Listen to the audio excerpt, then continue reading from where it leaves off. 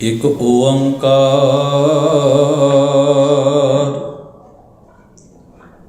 ਸਤਿਗੁਰ ਪ੍ਰਸਾਦ।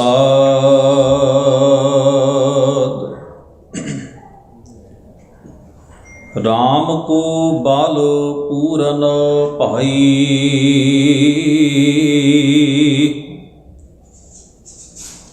ਤਾਂ ਤੇ ਬ੍ਰਿਥਾ ਨਾ ਵਿਆਪੈ ਕਾਈ।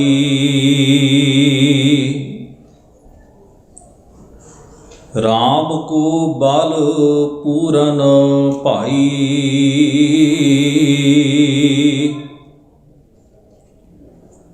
ਤਾਂ ਤੇ ਬ੍ਰਿਥਾ ਨਾ ਵਿਆਪੈ ਕਾਈ। ਰਹਾਉ ਜੋ ਜੋ ਚਿਤਵੈ ਦਾਸ ਹਰਿ ਮਾਈ, ਸੋ ਸੋ ਕਰਤਾ ਆਪ ਕਰਾਇ।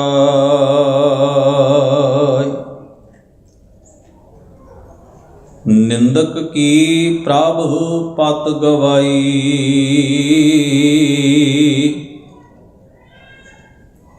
ਨਾਨਕ ਹਰ ਗੁਣ ਨਿਰਭਉ ਗਾਈ।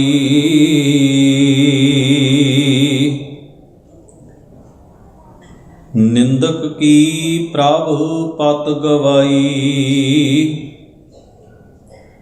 ਨਾਨਕ ਹਰ ਗੁਣ ਨਿਰਭਉ ਗਾਈ। ਵਾਹਿਗੁਰੂ ਜੀ ਕਾ ਖਾਲਸਾ, ਵਾਹਿਗੁਰੂ ਜੀ ਕੀ ਫਤਿਹ। ਪਰਮ ਸਨਮਾਨਯੋਗ ਦੀਨ ਦੁਨੀ ਦੇ ਮਾਲਕ ਸਤਿਗੁਰੂ ਧੰਨ ਧੰਨ ਗੁਰੂ ਗ੍ਰੰਥ ਸਾਹਿਬ ਮਹਾਰਾਜ ਸਤਿਗੁਰੂ ਜੀ ਦੇ ਪਾਵਨ ਦਰਬਾਰ ਦੀਆਂ ਹਾਜ਼ਰੀਆਂ ਭਰ ਰਹੀ ਗੁਰੂ ਸਵਾਰੀ ਸਾਧ ਸੰਗਤ ਜੀਓ, ਅਕਾਲ ਪੁਰਖ ਵਾਹਿਗੁਰੂ ਜੀ ਨੇ ਅਪਾਰ ਬਖਸ਼ਿਸ਼ ਕਿਰਪਾ ਕੀਤੀ ਹੈ। ਅੱਜ ਦੇ ਇਹਨਾਂ ਵਿਸ਼ੇਸ਼ ਗੁਰਮਤਿ ਦੀਵਾਨਾਂ ਦੀ ਹਾਜ਼ਰੀ ਭਰਦਿਆਂ ਸੋਦਰ ਦੀ ਨਿਤਨੇਮ ਦੀ ਪਾਵਨ ਬਾਣੀ ਦੇ ਪਾਠ ਉਪਰੰਤ ਆਪ ਜੀ ਨੇ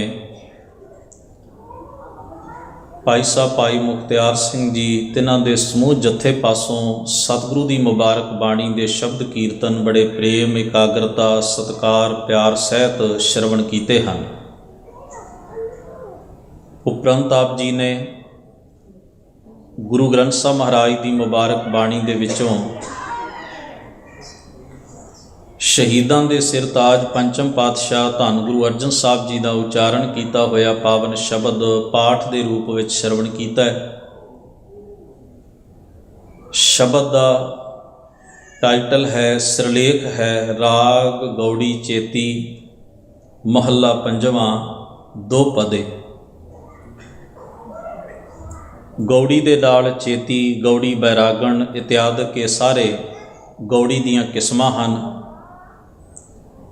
ਇਸ ਰਾਗ ਦੀਆਂ ਕਿਸਮਾਂ ਨੂੰ ਵੀ ਸਤਿਗੁਰੂ ਜੀ ਨੇ ਨਾਲ ਹੀ ਦਰਜ ਕੀਤਾ ਹੈ। ਪੰਚਮ ਪਾਤਸ਼ਾਹ ਗੁਰੂ ਅਰਜਨ ਸਾਹਿਬ ਜੀ ਦਾ ਸ਼ਬਦ ਹੈ। ਦੋ ਪਦੇ ਦਾ ਭਾਵ ਹੈ, ਦੋ ਪਦਿਆਂ ਵਾਲਾ ਇਹ ਸ਼ਬਦ ਹੈ। ਕਈ ਜਗ੍ਹਾ ਤੇ ਤੇ ਪਦੇ ਆਏਗਾ, ਚੌ ਪਦੇ ਆਏਗਾ, ਪੰਚ ਪਦੇ ਆਏਗਾ। ਸ਼ਬਦ ਕਿੰਨਾ ਕੁ ਲੰਮੇਰਾ ਹੈ ਇਸ ਦੀ ਸੂਝ ਦੇਣ ਵਾਸਤੇ ਸਤਿਗੁਰੂ ਜੀ ਨੇ ਉੱਪਰ ਅੰਕਿਤ ਕਰ ਦਿੱਤਾ ਹੈ। ਹਾਲਾਂਕਿ ਹਰ ਇੱਕ ਸ਼ਬਦ ਨਾਲ ਅੰਕ ਵੀ ਦਰਜ ਹਨ। ਉਹਨਾਂ ਅੰਕਾਂ ਦਾ ਅਖੀਰ ਦੇ ਉੱਤੇ ਸਾਨੂੰ ਪਤਾ ਲੱਗ ਜਾਂਦਾ ਹੈ ਵੀ ਕਿੰਨੇ ਪਦਿਆਂ ਦਾ ਇਹ ਸ਼ਬਦ ਹੈ। ਸੰਖੇਪ ਮੰਗਲਾਚਰਨ ਦਰਜ ਹੈ, ਇੱਕ ਓੰਕਾਰ ਸਤਿਗੁਰ ਪ੍ਰਸਾਦ, ਇੱਕ ਹਿੰਦਸਾ ਲਖਾਇਕ ਹੈ, ਇੱਕ ਸੱਤਾ ਦਾ, ਜੋ ਕੇਂਦਰੀ ਧੁਰਾ ਹੈ, ਕੁੱਲ ਕਾਇਨਾਤ ਦਾ ਸਿਰਜਕ ਵੀ ਹੈ, ਸੰਚਾਲਕ ਵੀ ਹੈ ਤੇ ਨਾਸ਼ਕ ਵੀ ਹੈ।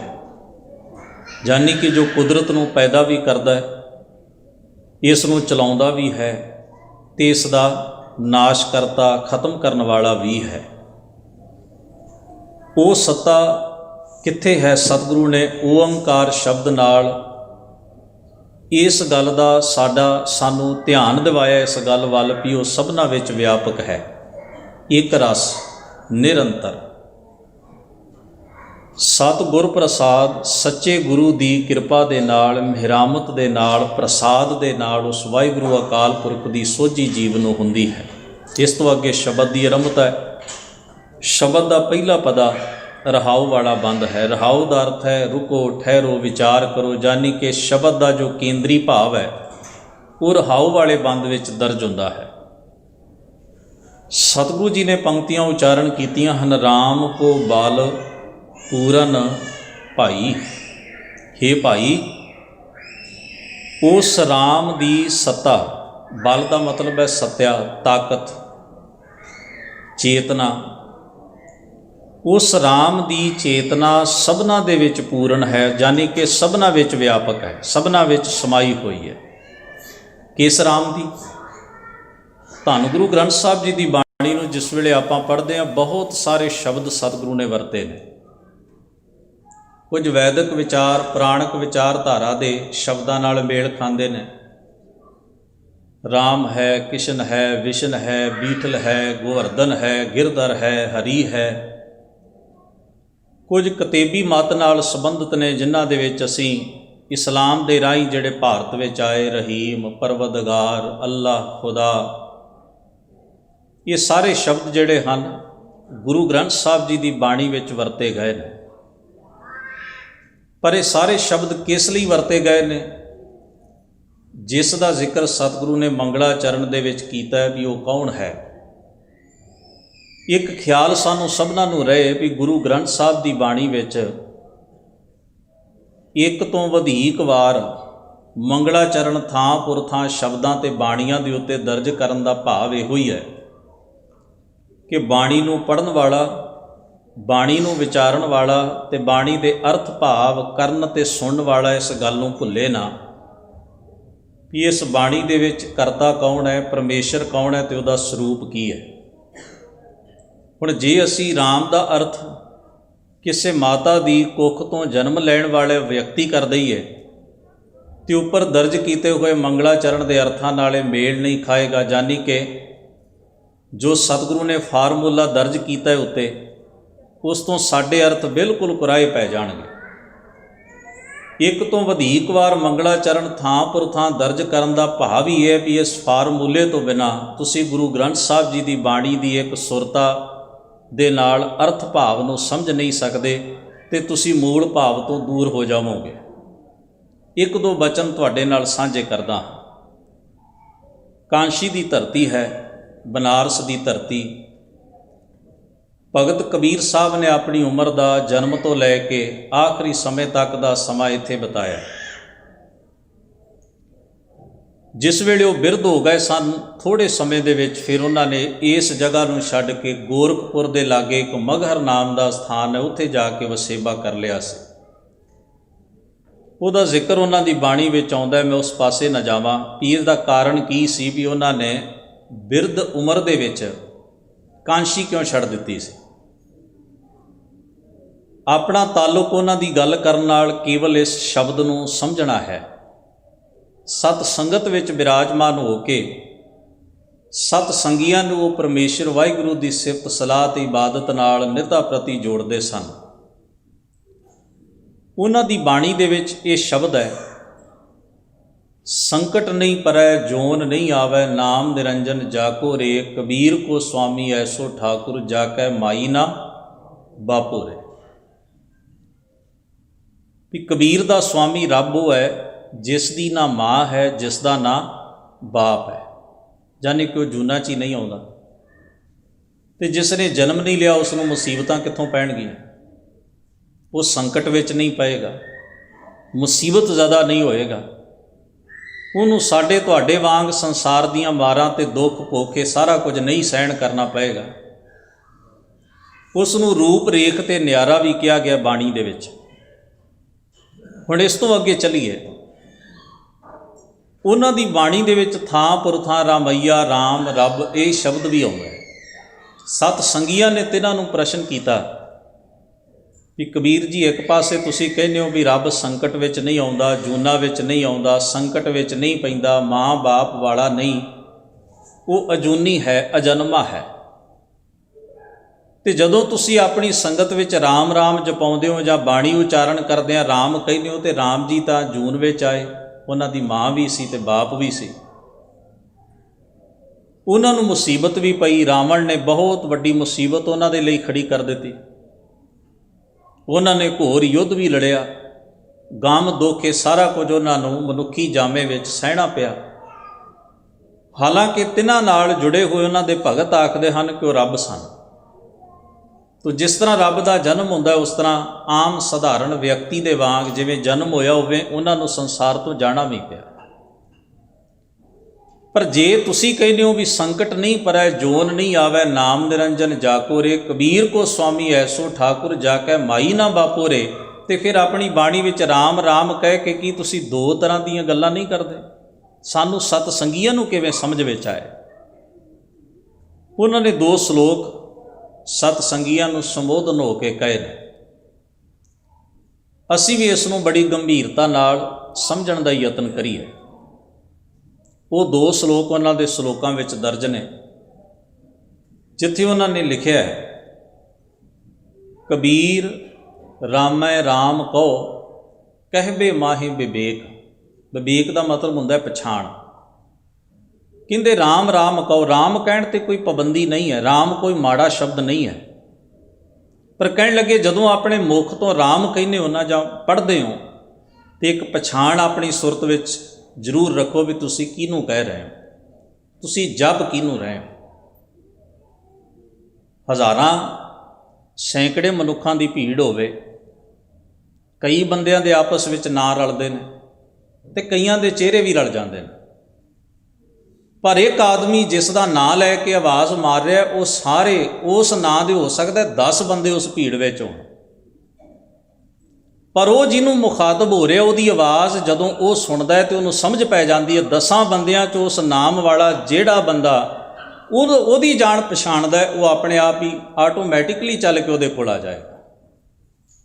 ਨਾਂ ਰਲਣ ਨਾਲ ਮਨੁੱਖ ਨਹੀਂ ਰਲ ਜਾਂਦੇ, ਸ਼ਕਲ ਰਲ ਜਾਣ ਦੇ ਨਾਲ ਮਨੁੱਖਾਂ ਦਾ ਆਪਸ ਵਿੱਚ ਕਰਮ ਨਹੀਂ ਰਲ ਜਾਂਦਾ। ਇਸੇ ਤਰ੍ਹਾਂ ਕੋਈ ਸ਼ਬਦ ਕਿਤੇ ਕਿਸੇ ਲਈ ਵਰਤਿਆ ਜਾਂਦਾ ਹੈ, ਕੋਈ ਸ਼ਬਦ ਕਿਤੇ ਕਿਸੇ ਲਈ ਵਰਤਿਆ ਜਾਂਦਾ ਹੈ, ਪਰ ਜੇ ਸ਼ਬਦ ਦਾ ਭਾਵ ਅਸੀਂ ਸਮਝਦੇ ਹਾਂ ਤਾਂ ਫਿਰ ਸਾਨੂੰ ਕੋਈ ਔਂਕੜ ਪੇਸ਼ ਨਹੀਂ ਆਏਗੀ। ਫਿਰ ਸ਼ਬਦਾਂ ਦੇ ਉੱਤੇ ਜੰਗ ਨਹੀਂ ਹੋਏਗੀ, ਲੜਾਈ ਨਹੀਂ ਹੋਏਗੀ, ਝਗੜਾ ਨਹੀਂ ਹੋਏਗਾ, ਨਾ ਸ਼ਬਦਾਂ ਨਾਲ ਕੋਈ ਈਰਖਾ ਦਵੈਸ਼ ਕਰੇਗਾ, ਨਾ ਨਫ਼ਰਤ ਕਰੇਗਾ। ਕਬੀਰ ਜੀ ਨੇ ਆਖਿਆ ਵੀ ਰਾਮ ਕਹਿਣਾ ਕੋਈ ਮਾੜੀ ਗੱਲ ਨਹੀਂ, ਰਾਮ ਬੜਾ ਸੁਚੱਜਾ, ਬੜਾ ਸੱਚਾ, ਬੜਾ ਚੰਗਾ ਸ਼ਬਦ ਹੈ, ਪਰ ਜਦੋਂ ਇਹ ਕਹਿਣਾ ਹੈ ਤੇ ਆਪਣੀ ਸੁਰਤ ਵਿੱਚ ਇੱਕ ਪਛਾਣ ਰੱਖਣੀ। ਵਿਵੇਕ ਦਾ ਮਤਲਬ ਹੁੰਦਾ ਹੈ ਪਛਾਣ ਰੱਖਣੀ, ਸਮਝ ਰੱਖਣੀ। ਕਬੀਰ ਰਾਮੈ ਰਾਮ ਕਹੋ ਕਹਿਬੇ ਮਾਹੇ ਵਿਵੇਕ, ਏਕ ਅਨੇਕਾ ਮਿਲ ਗਿਆ, ਏਕ ਸਮਾਨਾ ਏਕ। ਇੱਕ ਰਾਮ ਉਹ ਹੈ ਜਿਹੜਾ ਸਰਵ ਵਿਆਪਕ ਹੈ, ਅਨੇਕਾ ਮਿਲ ਗਿਆ, ਅਨੇਕ ਭਾਂਤ ਦੇ ਪਸਾਰੇ ਵਿੱਚ ਮਿਲਿਆ ਹੋਇਆ, ਰਮਿਆ ਹੋਇਆ। ਤੇ ਇੱਕ ਰਾਮ ਉਹ ਹੈ ਜਿਹੜਾ ਇੱਕ ਸਰੀਰ ਤੱਕ ਮਹਦੂਦ ਹੈ। ਇੱਕ ਮਾਂ ਨੇ ਇੱਕ ਬੱਚੇ ਨੂੰ ਜਨਮ ਦਿੱਤਾ ਤੇ ਮਾਂ ਬਾਪ ਨੇ ਖੁਸ਼ ਹੋ ਕੇ ਉਸ ਦਾ ਨਾਮ ਰਾਮ ਰੱਖਿਆ, ਰਾਮ। ਹੁਣ ਧਿਆਨ ਰੱਖਿਓ, ਸੰਸਾਰ ਵਿੱਚ ਬੜੇ ਲੋਕ ਨੇ ਜਿਨ੍ਹਾਂ ਨੇ ਨਾਂ ਕਬੀਰ ਵੀ ਰੱਖਿਆ ਆਪਣਾ, ਪਰ ਉਹ ਗੁਰੂ ਗ੍ਰੰਥ ਸਾਹਿਬ ਵਾਲੇ ਕਬੀਰ ਥੋੜ੍ਹਾ ਬਣ ਜਾਣਗੇ। ਨਾਂ ਰੱਖਣ ਨਾਲ ਉਹ ਕਬੀਰ ਥੋੜ੍ਹਾ ਹੋ ਜਾਣਗੇ। ਕਈਆਂ ਨੇ ਆਪਣਾ ਨਾਂ ਨਾਨਕ ਵੀ ਰੱਖਿਆ ਹੁੰਦਾ, ਨਾਨਕ ਸਿੰਘ ਰੱਖਿਆ ਕਈਆਂ ਨੇ ਨਾਂ, ਕਈਆਂ ਨੇ ਗੋਬਿੰਦ ਸਿੰਘ ਵੀ ਰੱਖਿਆ ਆਪਣਾ ਨਾਂ, ਕਈਆਂ ਨੇ ਅਰਜਨ ਸਿੰਘ ਵੀ ਰੱਖਿਆ। ਪਰ ਉਹ ਨਾਂ ਜਿਹੜੇ ਨੇ ਨਾਂ ਰੱਖਣ ਦੇ ਨਾਲ ਉਹਨਾਂ ਨੂੰ ਤੁਸੀਂ ਗੁਰੂ ਗ੍ਰੰਥ ਸਾਹਿਬ ਮਹਾਰਾਜ ਦੇ ਵਿੱਚ ਜਾਂ ਸਾਡੀ ਤਾਰੀਖ ਵਿੱਚ ਜਿਹੜੇ ਮਹਾਨ ਸਾਡੇ ਸਤਿਪੁਰਖ ਨੇ, ਸਾਡੇ ਗੁਰੂ ਸਾਹਿਬਾਨ ਨੇ, ਕਈਆਂ ਦਾ ਨਾਮ ਮਨੀ ਸਿੰਘ ਵੀ ਹੋਏਗਾ, ਕਈਆਂ ਨੇ ਦੀਪ ਸਿੰਘ ਵੀ ਰੱਖਿਆ, ਪਰ ਨਾਂ ਰਲ ਜਾਣ ਦੇ ਨਾਲ ਤੁਸੀਂ ਉਹ ਆਇਡੈਂਟੀਟੀ, ਉਹ ਜਿਹੜੀ ਪਛਾਣ ਹੈ ਦੋਵਾਂ ਚੀਜ਼ਾਂ ਦੀ, ਉਹ ਤੁਸੀਂ ਇਕੱਠੀ ਥੋੜ੍ਹਾ ਕਰ ਦਿਓਗੇ। ਜਿਨ੍ਹਾਂ ਨੇ ਇੰਨੇ ਉੱਚੇ ਕਾਰਨਾਮੇ ਕੀਤੇ, ਇਹਨਾਂ ਮਹਾਨ ਕਰਮ ਕੀਤਾ, ਨਾਂ ਰਲ ਜਾਣ ਦੇ ਨਾਲ ਤੁਸੀਂ ਉਹਨਾਂ ਨੂੰ ਰਲਗੱਡ ਨਹੀਂ ਕਰ ਸਕਦੇ।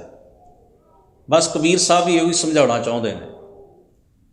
ਉਹ ਕਹਿੰਦੇ ਨੇ ਇੱਕ ਰਾਮ ਉਹ ਜਿਹੜਾ ਰਮਤ ਹੈ, ਰਮਿਆ ਸਮੇਰੇ ਚਾਹੇ ਤੁਹਾਡੇ ਚਾਹੇ, ਬਿਨਾਂ ਕਿਸੇ ਭੇਦ ਭਾਵ ਤੋਂ ਕੁੱਲ ਮਖਲੂਕ ਤੇ ਖਲਕਤ ਵਿੱਚ, ਕੁਦਰਤ ਵਿੱਚ ਵਿਆਪਕ ਹੈ। ਜਿਸ ਬਾਬਤ ਕਿਹਾ ਗਿਆ ਕੁਦਰਤ ਕਰ ਕੈ ਵਸਿਆ ਸੋਏ, ਕਰ ਆਸਨ ਡਿਠੋ ਚਾਓ। ਤੇ ਇੱਕ ਰਾਮ ਕੌਣ ਹੈ? ਦਸ਼ਰਥ ਦੇ ਘਰ ਪੁੱਤਰ ਪੈਦਾ ਹੁੰਦਾ ਹੈ ਤੇ ਉਹ ਬੜੇ ਪ੍ਰੇਮ ਨਾਲ ਉਸ ਦਾ ਨਾਮ ਰਾਮ ਰੱਖਦੇ ਨੇ। ਉਹ ਰਾਮ ਇੱਕ ਸਰੀਰ ਤੱਕ ਸੀਮਤ, ਤੇ ਇਹ ਰਾਮ ਸਾਰੇ ਘਟ ਘਟ ਵਿੱਚ ਵਿਆਪਕ ਹੈ। कबीर रामै राम कहो कहबे माहे विवेक, एक अनेकै मिल गया एक समाना एक। वैसे भी एक बचन साझा करा गुरु अर्जन साहब जी का, इक्के पंक्ति च उन्होंने नबेड़ा कर दिता। सतगुरु कहते श्री राम चंद, अगे शब्द वरत्या जिस रूप ना रेखिया। हुण जे एक पंक्ति नूं टिका नाल पढ़ लईए तो सारी गल ही स्पष्ट हो जाती। हे श्री रामचंद्र जी, जदों इन्नी गल कोई कहेगा तो साडा ध्यान रामायण के नायक उत्ते जा टिकेगा, जिसने रावण नाल युद्ध किया है, जिसने लंका नूं पराजित किया है, जिसका भरा लक्ष्मण सी, जिसने 14 साल का बनवास कटिया है, वगैरह वगैरह उदाहरण गुरबाणी विच भी आईयां ने, पर उन्होंने समझण की लोड़ है। सतगुरु सच्चे पातशाह ने शब्द वरत्या श्री रामचंद, ते अगे की किया जिस रूप ना रेखिया। जिसका रूप नहीं, रेख का मतलब की है जी, बनतर, स्ट्रक्चर। शरीर का स्ट्रक्चर होंदा है ना, ढांचा होंदा है, पर हे वाहिगुरू तेरा कोई स्ट्रक्चर ही नहीं, तू किसी गुणिया च नहीं आउंदा। रूप रेख ते न्यारा है। हुण जदों सतगुरु ऐसे शब्दां नाल संबोधन होंदे ने, बहुत बार गुरु साहब ने जिन्ने भी ये शब्द वरते ने, सानू ये ध्यान रखना चाहिए कि ये किस दे बोधक ने, जो अकाल है, जो अजूनी है, जो सहभंग है, जो निरभव है, जो निर्वैर है, उसनों सतगुरु जी अपनी बाणी विच वख-वख नावां नाल संबोधन करदे। हुण सतगुरु ने बाणी च कहा रमत राम सब रहियो समाए, रमिया होया राम सबना विच समाया होया है। साहब सतगुरु धन गुरु अर्जन साहब महाराज फरमाउंदे ने राम को बाल पूरन, रमे होए परमेश्वर वाहिगुरू दई सत्ता सबना विच मुकम्मल है। जदों भगत नामदेव साहब की निशानदेही करते हो, कहते एकल माटी कुंजर चींटी भांजन है बहु नाना रे, अस्थावर जंगम कीट पतंगम घट घट राम समाना रे। वैसे बाणी का ख्याल है माटी एक अनेक भांत कर, तत्त उही हुंदे ने। उत्थे माटी तो भाव है भी तत्त, कुदरती तत्त उही ने जिन्हां तो शरीर के ढांचे खड़े हुंदे ने। इसलिए ना तुसीं वेखोगे बाणी का अनुभव अपने आप विच बड़ा प्यारा अनुभव है। भगत जिहड़ा वो परमेश्वर नूं जिस वेले आराधदा है तो उन्होंने रब नूं चम्यार कहण विच भी कोई झिझक नहीं हुंदी, घुमियार कहण विच भी झिझक नहीं हुंदी। एक है माटी, एकल माटी कुंजर चींटी भांजन है बहु नाना रे। तो जदों भांडियां की गल आउंदी है ना, वो कहंदे बहु विध भांडे घड़े घुमारा। घुमियार ने वेखो किन्ने तरह के भांडे बना के रख दिते ने, पशु ने, पंछी ने, मनुख ने, रुख ने, किन्ना मटीरियल है, किन्ना संसार के ढांचे स्ट्रक्चर भांडे ने। वो अपने अनुभव नूं सिद्ध करने वास्ते इन्हां शब्दां की वरतों बाणी दे विच करदे ने। ते नाल ये भी नाल नुकता समझ लईए भी बाहर जे कोई मिट्टी के भांडे बनाउण वाला होवे ते असीं बड़ी कौण कढ़दे नीवा है, ये जन्म सिद्ध ही नीवा, क्योंकि भांडे बनाउंदे ने, ये चमड़े का काम करते आए ने पीढ़ी दर पीढ़ी। हालांकि अज दे युग विच भावां आपां नूं भी लैदर की फैक्ट्री च काम मिले तो चंगी तनख्वाह होवे ते भज के जाने, उदों कोई नहीं पुछदा कुल किहड़ी है जात किहड़ी है। पर एक ठप्पे लग गए जन्म सिद्ध, ये चमड़े की किरत करने वाले, इस करके नीवी बरादरी है, नीवा परिवार है, नीवा खानदान है। सतगुरु सच्चे पातशाह ने उस अकाल पुरख वाहिगुरू ने भी आख्या भी इन्ने चमड़े के जीव तू घड़े ने, तेरे तो वड्डा चमयार कौन हो सकता है। एक जुत्ती गंढण वाला तो हिट लिस्ट ते आ जाता है, पर असी जेड़े बने हुए हैं असी भी तो चमड़े दे ही हाँ। उन्होंने घुमियार भी कहा भी बहु विध भांडे घड़े घुमारा। उस घुमियार ने वेखो किन्ने तरह के भांडे घड़ दिते ने, आपे भांडे साजियन आपे पूरन दे। एक ने दुध समाई है, एक चुल्हे रहन छड़े, एक निहाली पै सवन एक ऊपर रहन खड़े, तिना सवारे नानका जिनको नदर करे। जिहड़ा साडे दरवाजे ते राखी करे आपां नूं कहने गार्ड है, सिक्योरिटी वाला है। तो परमेश्वर वाहिगुरू नूं जदों असीं कहने मेरी रखिया कर, तू मेरा रखियक है, ਉਦੋਂ ਦੀ ਕੀ ਹੈਸੀਅਤ ਹੁੰਦੀ ਹੈ। ਸਾਨੂੰ ਪਾਲਣ ਵਾਲੀ ਜਿਹੜੀ ਉਹ ਮਾਂ ਹੈ, ਸਾਨੂੰ ਜਨਮ ਦੇਣ ਵਾਲੇ ਸਾਡੇ ਪਿਤਾ ਹਨ, ਸਾਡੇ ਭੈਣ ਭਾਈ ਹਨ। ਜਦੋਂ ਗੁਰੂ ਸਾਹਿਬ ਉਸ ਦੀ ਆਰਾਧਨਾ ਕਰਦੇ ਨੇ ਤਾਂ ਇਹ ਸਾਰੇ ਰਿਸ਼ਤਿਆਂ ਨਾਲ ਉਹਨੂੰ ਯਾਦ ਕਰ ਲੈਂਦੇ ਨੇ। ਤੂੰ ਮੇਰਾ ਪਿਤਾ, ਤੂੰ ਹੈ ਮੇਰਾ ਮਾਤਾ, ਤੂੰ ਮੇਰਾ ਬੰਧਪ, ਤੂੰ ਮੇਰਾ ਭਰਾਤਾ, ਤੂੰ ਮੇਰਾ ਰਾਖਾ ਸਭਨੀ ਥਾਈ, ਤਾਂ ਭਉ ਕਿਹਾ ਕਾੜਾ ਜੀਓ। ਸਾਹਿਬ ਸਤਿਗੁਰੂ ਸੱਚੇ ਪਾਤਸ਼ਾਹ ਜੀ ਦੇ ਬਾਣੀ ਵਿੱਚ ਉਸ ਮਾਲਕ ਰੱਬ ਅਕਾਲ ਪੁਰਖ ਦੇ ਪਰਥਾਏ ਜਿਹੜੇ ਅਨੁਭਵੀ ਬੋਲ ਨੇ, ਉਹਨਾਂ ਦੇ ਭਾਵ ਨੂੰ ਪਿੱਛੋਂ ਗ੍ਰਹਿਣ ਕਰਨ ਦੀ, ਉਸ ਸਪਿਰਿਟ ਨੂੰ ਹਿਰਦੇ ਵਿੱਚ ਧਾਰਨ ਕਰਨ ਦੀ ਜ਼ਰੂਰਤ ਹੈ। ਤੋ ਸਤਿਗੁਰੂ ਕਹਿੰਦੇ ਉਹਦੀ ਸੱਤਾ ਕਿੱਥੇ? ਨਹੀਂ। ਕੁਦਰਤ ਦਿਸੈ, ਕੁਦਰਤ ਸੁਣੀਐ। ਹੁਣ ਤੁਸੀਂ ਵੇਖੋ, ਅੱਖ ਜਿਹੜੀ ਹੈ ਨਾ, ਅੱਖ, ਇਹਦੇ ਨਾਲ ਦਾ ਕੈਮਰਾ ਦੁਨੀਆ 'ਚ ਬਣ ਨਹੀਂ ਸਕਿਆ। ਇਹ ਕੁਦਰਤ ਦੀ ਲਾਜਵਾਬ ਰਚਨਾ ਹੈ, ਯੂਨੀਕ। ਇਸ ਅੱਖ ਦਾ ਸਟਰਕਚਰ ਢਾਂਚਾ ਵੀ ਉਹਨੇ ਘੜਿਆ ਤੇ ਵੇਖਣ ਦੀ ਸੱਤਾ ਵੀ ਇਹਦੇ ਵਿੱਚ ਉਹ ਆਪ ਹੈ। ਫਿਰ ਜਿਹਨੂੰ ਅਸੀਂ ਵੇਖ ਰਹੇ ਹਾਂ ਉਹ ਵੀ ਭਿੰਨ ਨਹੀਂ, ਉਹ ਵੀ ਉਹ ਆਪ ਹੀ ਹੈ। ਰੂਪ ਰੰਗ ਆਕਾਰ ਨਾਨਾ ਰੂਪ ਨਾਨਾ ਜਾ ਕੇ ਰੰਗ, ਨਾਨਾ ਭੇਖ ਕਰਾਂ ਇੱਕ ਰੰਗ। ਸਤਿਗੁਰੂ ਕਹਿੰਦੇ ਤੁਸੀਂ ਕਿੱਥੋਂ ਸ਼ੁਰੂ ਕਰੋਗੇ? ਉਹ ਕਿਹੜੀ ਚੀਜ਼ ਹੈ ਜਿਸ ਨੂੰ ਤੁਸੀਂ ਕਹਿ ਸਕੋ ਵੀ ਇਸ ਵਿੱਚ ਉਹਦੀ ਸੱਤਾ ਮੌਜੂਦ ਨਹੀਂ? ਤੁਹਾਡੇ ਢਾਂਚੇ ਤੋਂ ਲੈ ਕੇ ਵੇਖਣ ਵਾਲੀ ਤਾਕਤ ਵੀ ਉਹ ਆਪ ਹੈ ਤੇ ਜੋ ਦਿਸ ਰਿਹਾ ਉਹ ਵੀ ਉਹ ਆਪ ਹੈ। ਇਸੇ ਨੂੰ ਮਹਾਰਾਜ ਨੇ ਕਿਹਾ ਓਤ ਪੋਤ ਪ੍ਰਭ ਸੋਈ। ਇਹ ਜ਼ਬਾਨ, ਇਹਦੀ ਘਾੜਤ ਘੜਨ ਵਾਲਾ ਵੀ ਉਹ ਹੈ, ਇਹ ਬੋਲਣ ਦੀ ਤਾਕਤ ਵੀ ਉਹ ਆਪ ਬਖਸ਼ਦਾ ਹੈ।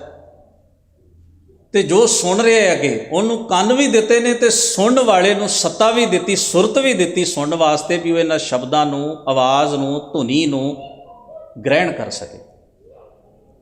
ਤੁਸੀਂ ਵੇਖੋ, ਕੋਈ ਪਹਿਲੂ ਐਸਾ ਹੈ ਜਿੱਥੇ ਕਿਸੇ ਉਸ ਸੱਤਾ ਤੋਂ ਬਿਨਾਂ ਸਾਰਾ ਕਾਰਜ ਚੱਲ ਰਿਹਾ ਹੋਵੇ, ਤੁਸੀਂ ਕਹਿ ਸਕੋ ਵੀ ਇੱਥੇ ਇੱਕ ਗੈਪ ਹੈ, ਇੱਥੇ ਫਰਕ ਹੈ, ਇੱਥੇ ਉਹ ਨਹੀਂ ਹੈ। ਇਸੇ ਨੂੰ ਸਾਹਿਬ ਸਤਿਗੁਰੂ ਮਹਾਰਾਜ ਕਹਿੰਦੇ ਨੇ ਉਹਦੀ ਸੱਤਾ ਸਮੁੱਚੀ ਕਾਇਨਾਤ ਦੇ ਵਿੱਚ ਪੂਰਨ ਹੈ, ਵਿਆਪਕ ਹੈ। ਤੇ ਫਿਰ ਹਜ਼ੂਰ ਕਹਿੰਦੇ ਤਾਂ ਤੇ ਬਿਰਥਾ ਨਾ ਵਿਆਪੈ ਕਾਈ। ਬਿਰਥਾ ਦਾ ਮਤਲਬ ਹੁੰਦਾ ਹੈ ਪੀੜਾ, ਦਰਦ, ਵੇਦਨਾ, ਦੁੱਖ, ਤਕਲੀਫ। ਸਤਿਗੁਰੂ ਕਹਿੰਦੇ ਹੈ ਭਾਈ, ਉਹਨਾਂ ਨੂੰ ਕਿਸੇ ਵੀ ਕਿਸਮ ਦੀ ਪੀੜਾ, ਮੁਸ਼ਕਲ ਨਹੀਂ ਵਿਆਪਦੀ ਜਿਹੜੇ ਇਸ ਗੱਲ ਨੂੰ ਸਮਝ ਲੈਂਦੇ ਹਨ, ਜਿਹੜੇ ਇਸ ਗੱਲ ਨੂੰ ਜਾਣ ਲੈਂਦੇ ਹਨ ਵੀ ਉਹਦੀ ਸੱਤਾ ਤੋਂ ਬਿਨਾਂ ਦੂਜੀ ਹੋਰ ਕੋਈ ਸੱਤਾ ਨਹੀਂ ਹੈ। ਉਹ ਇੱਕੋ ਇੱਕ ਆਪ ਹੀ ਆਪ ਵਿਆਪਕ ਹੈ। ਜਿਹਨੇ ਇਹ ਸਮਝ ਲਿਆ, ਉਹਨੂੰ ਹੰਕਾਰ ਦੀ ਪੀੜਾ ਨਹੀਂ ਉੱਠੇਗੀ ਵੀ ਮੈਂ ਕੋਈ ਵੱਖਰੀ ਚੀਜ਼ ਹਾਂ, ਮੈਂ ਕੋਈ ਵੱਡੀ ਚੀਜ਼ ਹਾਂ।